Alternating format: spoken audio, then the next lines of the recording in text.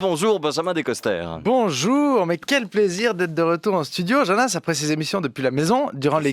Qu'est-ce que vous faites chez moi? Bon, Il y a des gens qui peuvent rentrer ici? il y avait des problèmes techniques. Oui, c'est vrai, c'est vrai. Alors, faut pas trop dépayser nos auditeurs. Hein. Les beaux parleurs à distance, des fois, ça marchait tellement pas, on se serait cru en chaise roulante. Donc, le retour à la radio, c'est super, mais il fallait encore trouver un sujet. Hein. Je vous ai écrit jeudi, Jonas, vous m'avez dit, le couple en confinement, ça peut être marrant.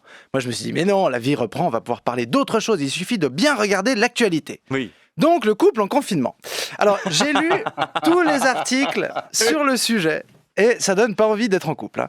Et chaque média a trouvé son ou sa thérapeute de couple pour répondre aux mêmes questions et avoir à chaque fois la même réponse.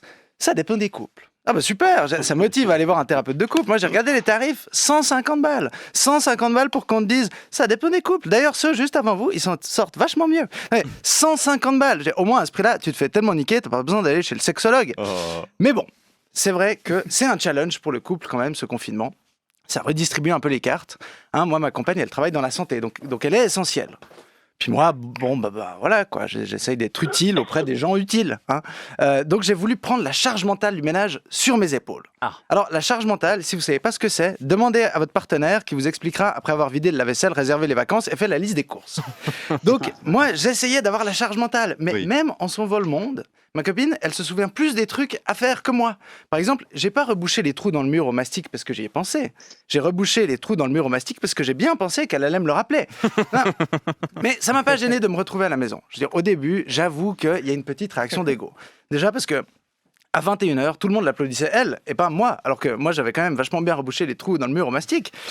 Mais un peu de jalousie, mais c'est parce que son métier, ça la rend importante. Bon, après, moi, je me suis rappelé que si j'avais fait le même métier qu'elle, je gagnerais 20% de plus, alors ça m'a rassuré.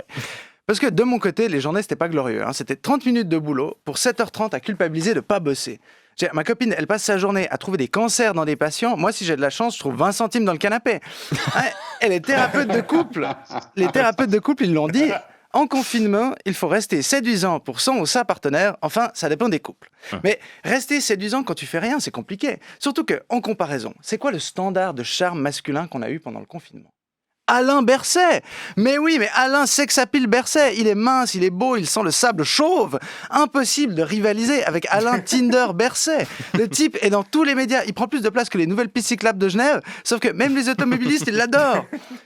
Il arrive à allier le côté rassurant d'une soirée télé en amoureux avec le charme enivrant du verre de trop. Mais Alain Pension Alimentaire Berset, qui est passé du statut d'homme à marier à celui d'homme pour lequel on divorce.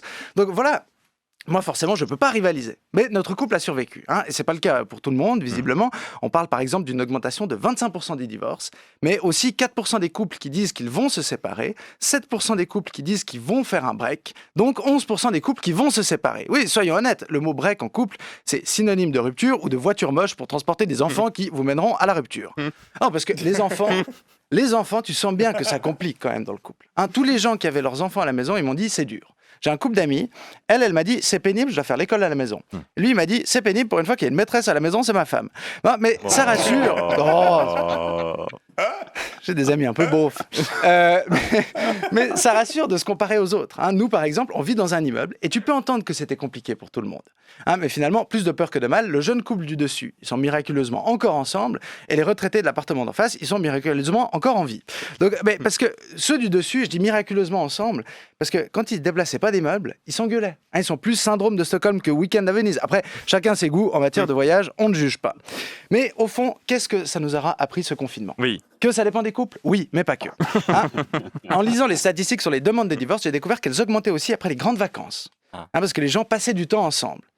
Mais le vrai problème, c'est pas ça. Le vrai problème, c'est que si on passait du temps ensemble toute l'année, on n'aura peut-être pas envie de se séparer à chaque fois qu'on a des vacances. Alors, à moins que vous ayez une relation malsaine avec un conjoint violent ou qui pense que la terre est plate ou qui dit aéroport, confinez-vous de temps en temps en couple. Hein, et ne comptez pas que sur Netflix pour regarder dans la même direction. Parlez, échangez.